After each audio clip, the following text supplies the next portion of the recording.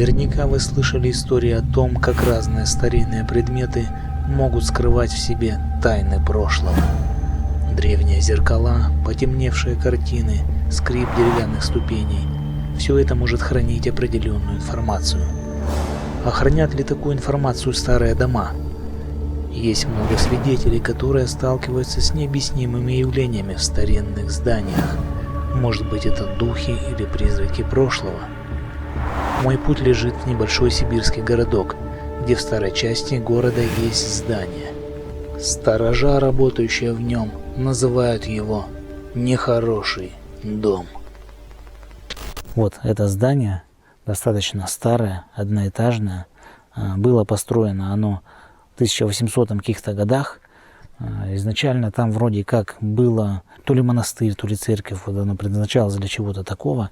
Затем по прошествии времени, когда советское время там наступало, здесь какое-то училище было, была школа, потом занимались с детьми, то ли рисовали, то ли еще что-то. Сейчас здание не используется, потому что оно аварийное.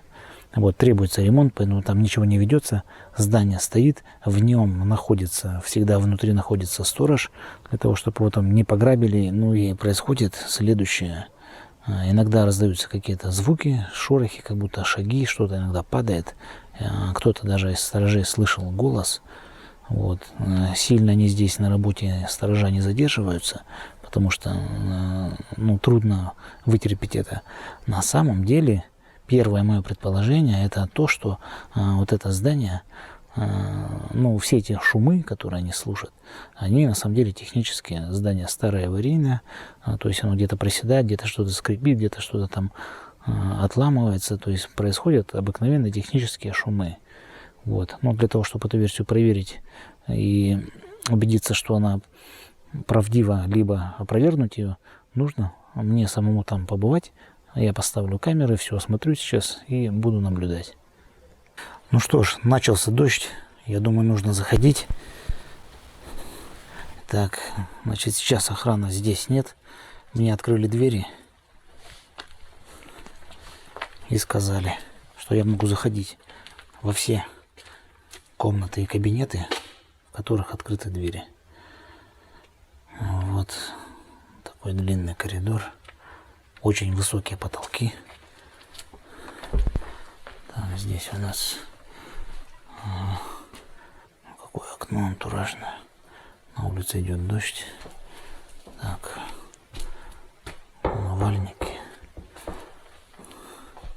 Так, сейчас пройдусь по коридору. И там уже буду заходить в кабинеты. То здесь у нас автодело.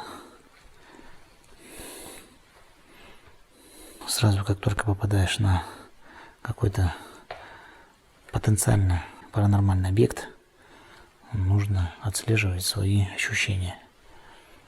Что чувствуешь, что слышишь, как тело реагирует на какие-то проявления. Так, что тут у нас учительская. Какой-то кабинет. Угу. Идем дальше.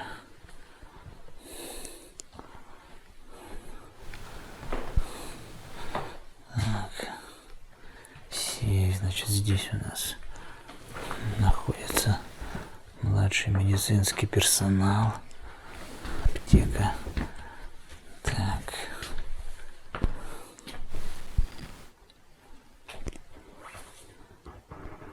Угу. Так, кабинет. Итак, вот этот длинный коридор. Скрипят полы.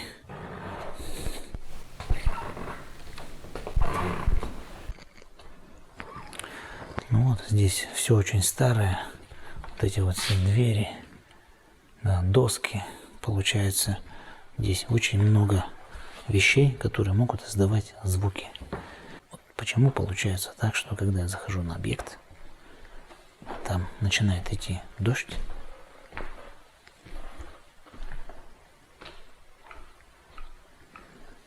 и сразу возникает ощущение, что кто-то ходит рядом с тобой. Вот скажите, вот только у меня так бывает, что когда дождь шумит, вот это шуршание, как будто кто-то со мной рядом ходит.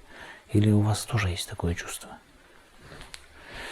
Вот, ладно, значит, сейчас я буду осматривать все кабинеты, которые мне разрешили осмотреть, куда мне был открыт доступ. Все закрытые кабинеты, их два, по-моему, 2 штуки здесь, они закрыты. Значит, одна из них это комната охраны, и вторая, там какое-то у них там оборудование, то ли компьютеры, то ли что там у них стоит. Вот, сказали, что открывать не будет. Вот, все остальное мне можно смотреть. Поэтому начинаем осматривать комнаты и смотрим, что там внутри есть интересного. Дождик кап-кап-кап, дождик кап-кап-кап. А мы заходим и пошли по кабинетам. Итак, заходим в первый кабинет. Что здесь у нас написано на дверях? Просто стоит единичка. Значит, мы сюда заходим. Это что-то куча вещей. Кстати, используется как склад. Ух ты, велик стоит. Интересно. Тут что такое? Русский язык, математика, учебники какие-то. Так, а тут что у нас? Ух ты, какие-то интересные штуки лежат. Так, значит, здесь у нас мы видим червячная передача. Вот эта подвеска, передняя подвеска, задняя подвеска.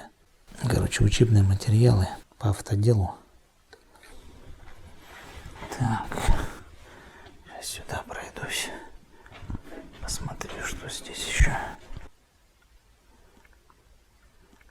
Куча вещей, которые могут издавать звуки, когда меняется температура днем, ночью. Да, что-то может шуметь, скрипеть, шуршать. Ладно, идем в следующий кабинет.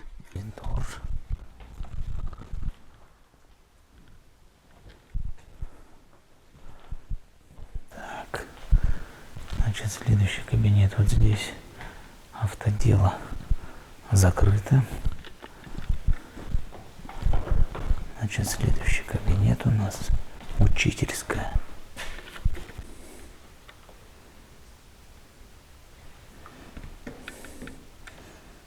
Так, что-то грязный пол. Форма окон очень интересная. Так, что у нас такое? Ну-ка, на дверях табличка есть, сейчас посмотрю. Так, директор Кирилл Сергей Николаевич. Да, очень старая табличка. Когда-то здесь, в этом кабинете, сидел директор.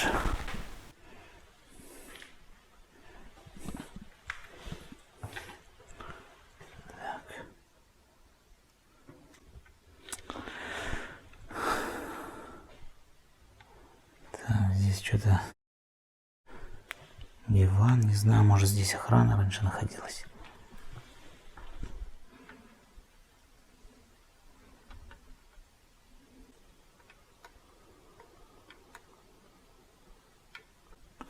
Значит, здесь находится сейф. Вот этот. Сейчас мы посмотрим, что внутри. Вполне возможно, что там находятся слитки золота или пачки денег. Но нет. Однако здесь пусто. Так, идем дальше. Кабинет директора остается позади.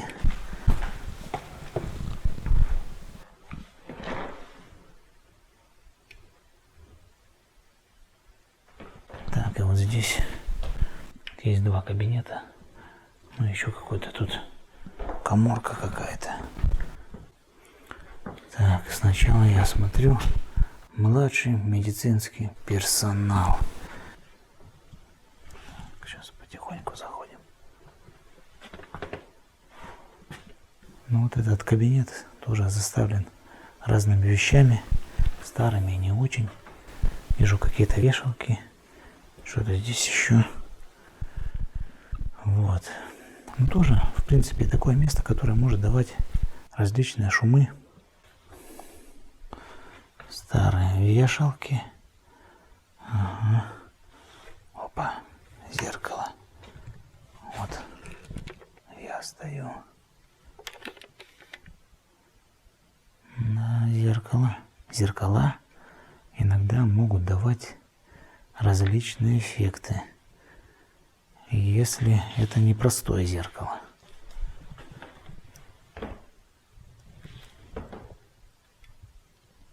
Так, ладно, здесь никого. Ну что ж, осмотр кабинета закончен. Ничего здесь экстраординарного я не нашел. Пока что догадка о том, что это технические шумы, у меня в приоритете. Ух ты, вот это интересно.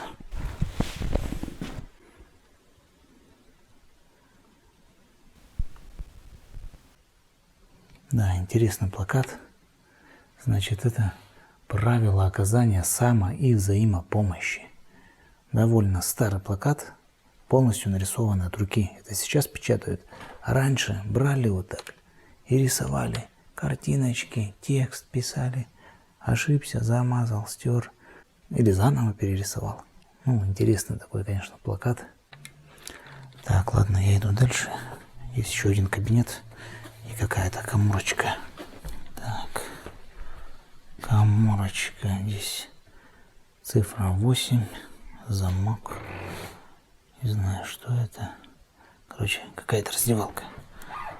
Так, у нас есть вот этот еще кабинет. Мы сейчас сюда зайдем. Посмотрим, что здесь.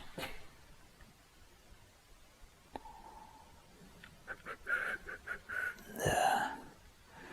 Ну, я так думаю, здесь ничего нового. В общем, очередная куча вещей. Вот, я вас поздравляю. Призрак найден, который шумел. Вот эта куча вещей. Та куча вещей, которая в том кабинете, в другом кабинете. Все, призрак найден, расходимся. Но если бы все было так просто. Вот, ничего не бывает просто, потому что если есть какое-то аномальное событие, которое происходит и повторяется, вполне возможно его спутать как раз таки с физическим обычным явлением. Вот здесь стоит стул, присяду-ка я на него. Вот, поэтому самое интересное — это посидеть и подождать. Если аномальное событие здесь есть, оно будет. Даже если оно не аномальное, все равно оно будет. Я услышу какие-то шумы.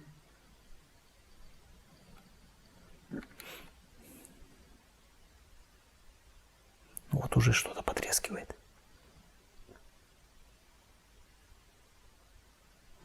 Блин, вот опять там еще дождь шумит. Дождь сбивает, реально сбивает. Он там шуршит постоянно, создается какой-то шумовой фон. Даже если где-то там в дальней комнате возникнут какие-то шумы, там естественные, либо паранормальные, да, тут этот дождь может подзаглушить эти шумы.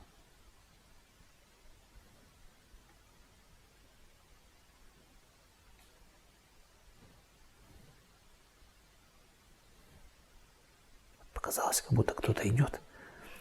Вот там вот находятся вот здесь окна. И там вход, ворота. Я там заходил. Как будто кто-то прошел. Я сейчас посмотрю.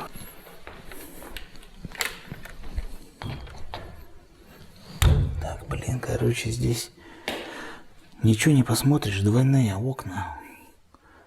Да. Ну-ка, если свет выключить. Раз. О! Камера хорошо берет. Ну-ка, что там? Ворота есть, нет? Ворота закрыты. То есть никто не может прийти. Так, сейчас свет включу. Ладно, значит, иду в коридор. Значит, сейчас что я буду делать? У меня есть два варианта. Значит, буду сидеть в темноте в комнатах, слушать. Хотя, как бы, что в темноте, ну-ка.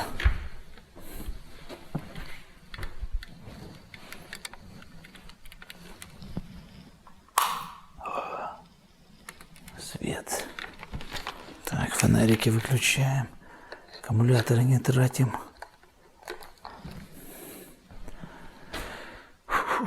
Ну что ж. Значит, что получается? Так, садимся на мой стульчик. Я сейчас пройдусь по кабинетам и посмотрю, где можно включить свет. Потому что сторож говорил, что это происходит. У них в коридоре свет горит, да, а в кабинетах выключено. Ну и, соответственно, в их комнате, где они сидят, тоже свет включен, там, либо выключен, не знаю. Но в коридоре всегда свет горит, и шумы где-то откуда-то раздаются. И вот они выходят, смотрят, и там ничего нет. Поэтому вывод такой, что это нечто паранормальное, света не боится. Поэтому я сейчас свет включу везде, где только можно. И все, поставлю камеры, буду мониторить. В одной комнате посижу, послушаю. В другой комнате послушаю, посижу. Очень хорошо. Так, значит, тут у нас что? Опачки. Опачки. Да будет свет. Идем дальше.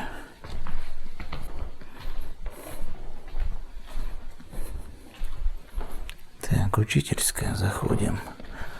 Да будет свет. Да будет свет. Опа. Нет, розеточка. Так, короче, света. По ходу дела, света в этой комнате не будет. Так, идем дальше. Так, кабинет номер 1. Заходим внутрь.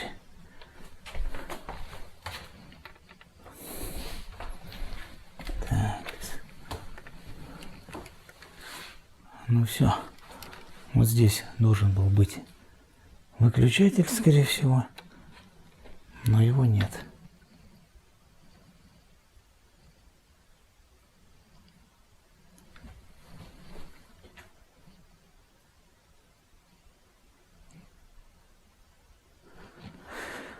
Пока что никаких шумов нет, только дождь. Так, что у нас? Бабочки. Уходя, гасите свет.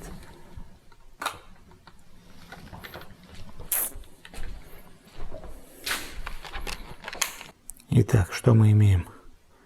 Коридор со светом, кабинет без света, учительский директор без света и 2 дальних кабинета со светом. Так, ну что ж, значит, план у меня будет такой. Там, где есть свет, поставлю камеры, чтобы аккумуляторы не тратить. Поставлю камеры там, где есть свет, а сам поочередно посижу вот в этих 2 темных кабинетах. Вот в первом и в учительской, которая директорская. Вот, побуду директором.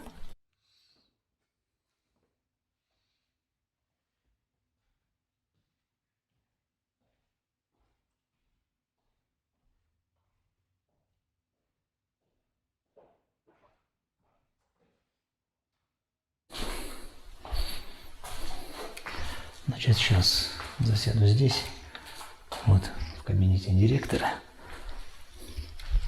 Здесь есть удобное место, диванчик. Вот, диван с сейфом.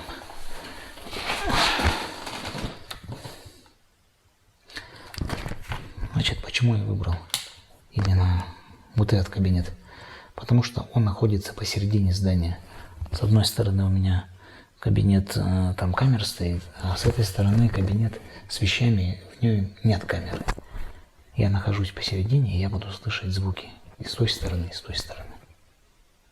Ну а теперь нужно сидеть в тишине и молча наблюдать, прислушиваться к звукам снаружи и к ощущениям внутри.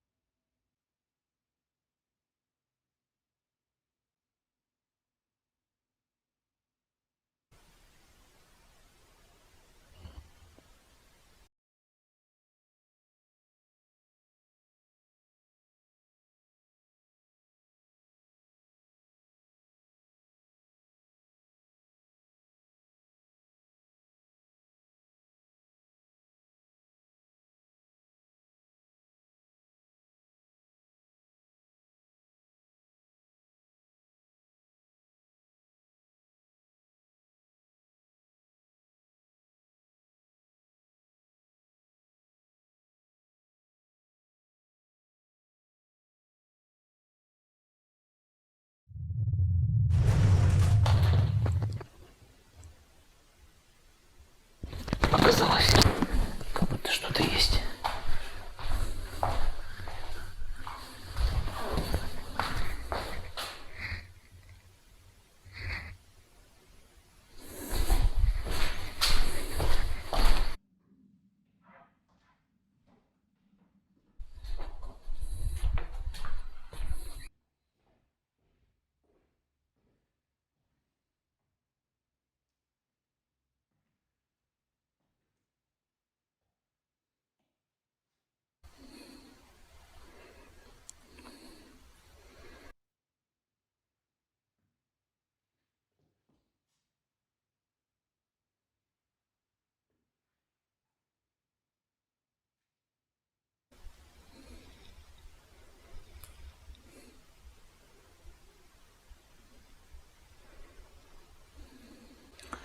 Так, провод качался.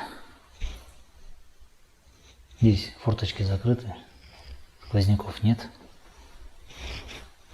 Ну и провод достаточно тяжелый, то есть не мог он начать сам качаться.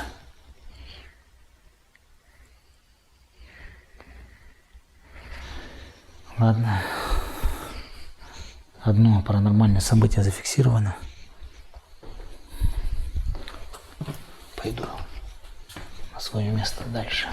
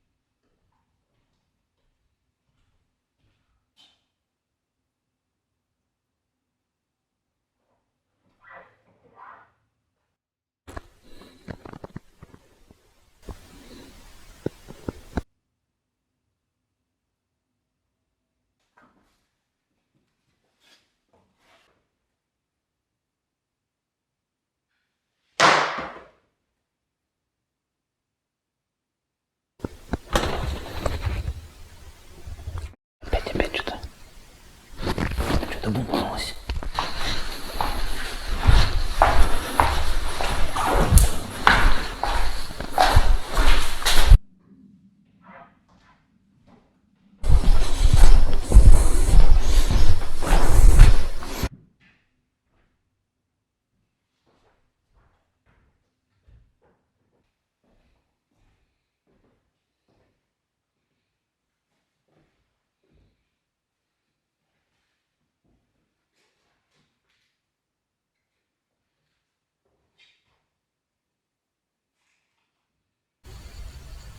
Так, вот эта штука, насколько я помню, лежала на диване вот здесь.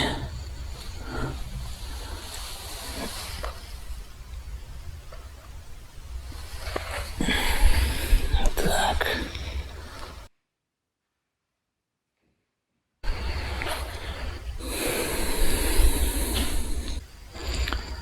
Ну вот еще одно паранормальное событие. Вот в этой комнате. Ладно, мониторим дальше.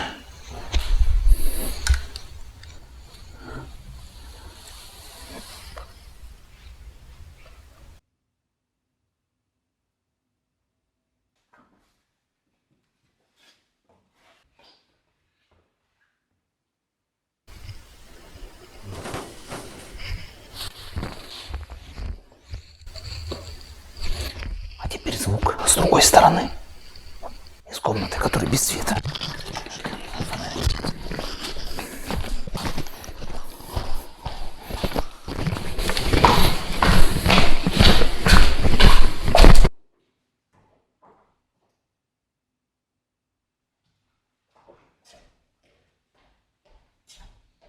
Так, камера пишет. Что здесь?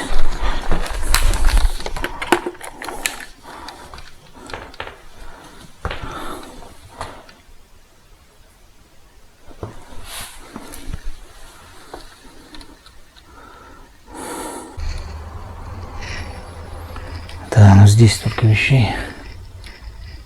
Сходу не разберешь, что тут шевелилось. Ну, подальше зайду туда. Так, а это что такое?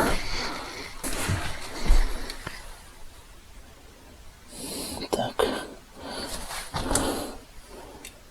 Блин, это же люк.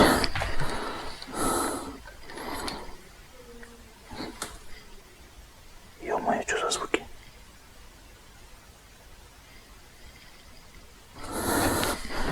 Так. Значит, так.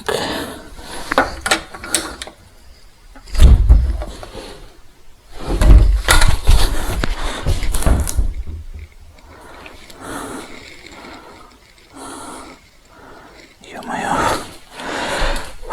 Так, выдохнуть, выдохнуть. Что там?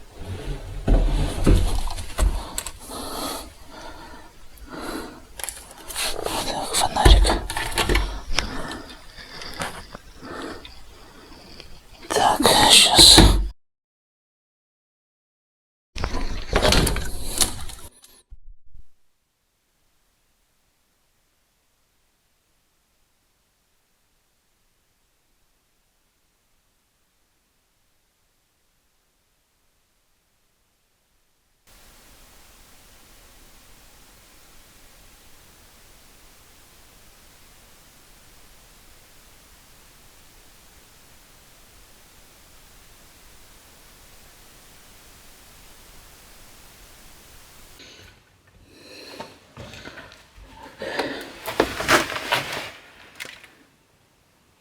Ё-моё. Надо лезть вниз. Что тут? Там бутылка. Пока спускаюсь.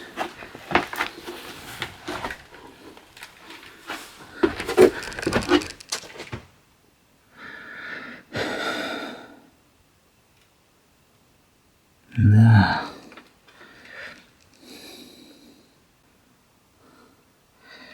Значит, вот эта штука. Я читал, что в домах старинных, у них же холодильников не было. У них были так называемые, как-то зимник называлось. То есть ямы такие, обделанные вот камнем. Вот, и зимой здесь хранили мясо, еду.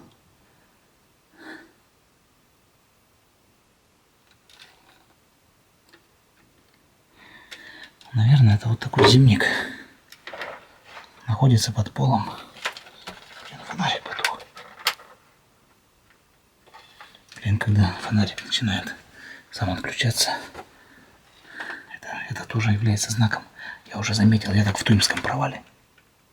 У меня фонарик отключался. Этот призрак там со мной бегал. Да, вот камни.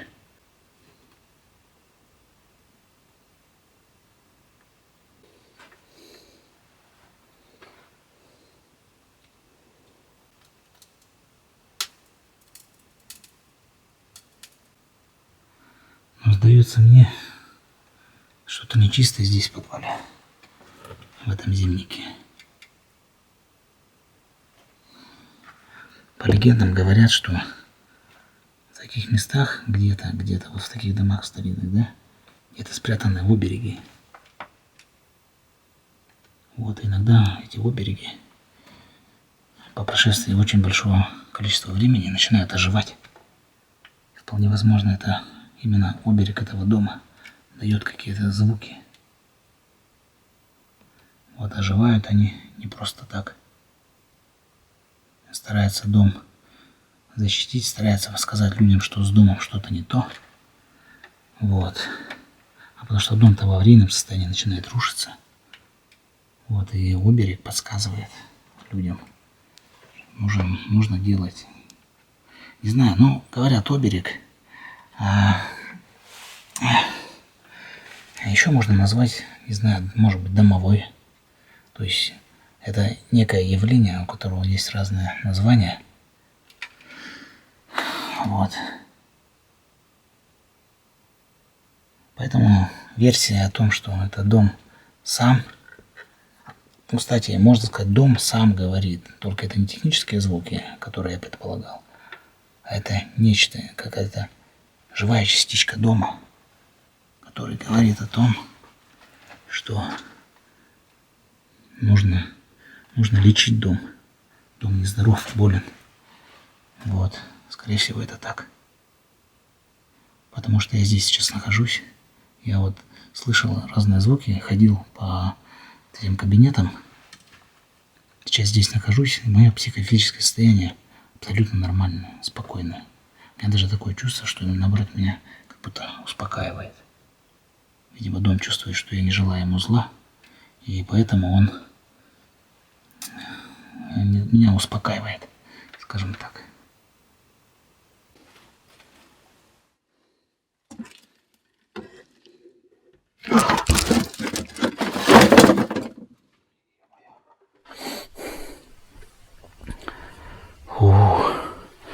Ну вот это да, я дал жару, сейчас адреналин-то бахнул.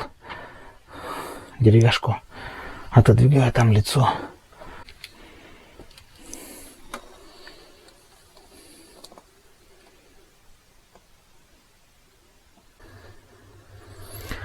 Ну что ж, я думаю, что тайну дома я разгадал, ну, по крайней мере, приблизился к разгадке, потому что это действительно что-то паранормальное, но это нечто доброе. Я все-таки думаю, это душа дома. Душа дома дает о себе знать. Вот. Поэтому походите, если у кого дома есть дом деревянный на земле, коттедж какой-нибудь. Вот. Походите, послушайте, может быть, дом будет с вами разговаривать, что-то подсказывать. Это не значит, что это какой-то барабашка, там, волосатый дедушка будет бегать. Может, сам дом будет давать какие-то подсказки. Вот, если вдруг у кого-то есть какая-то подобная история, связанная с его домом, вот, напишите в комментариях, расскажите свою историю.